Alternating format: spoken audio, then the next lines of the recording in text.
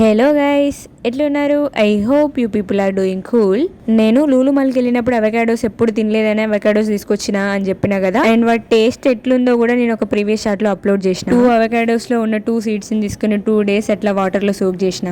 Basic hope కూడా లేకుంటే అవి జర్మినేట్ అయితే అవ్వవు అని. ఫస్ట్ టైం నాకు ఆ ఫ్రూట్ ని ఎట్లా కట్ చేయడం తెలియకపోవడం వల్ల దాని పైన లేయర్ డ్యామేజ్ అయింది కట్ చేసేప్పుడు. సర్లే, ఒకటి రాకుండా ఇంకొకటి ఏమన్నా మొలకొస్తుందేమో అని జస్ట్ అట్లా ట్రై చేసిన. చిన్నప్పుడు కూడా నేను ఇంతే చేస్తుంటే, మన ఫ్రూట్స్ తిన్నప్పుడు ఆ సీడ్స్ ఎక్కడైనా పెడుతుంటే బట్ ఒక్కసారి కూడా అవి మొలకలు వచ్చేటే కావు.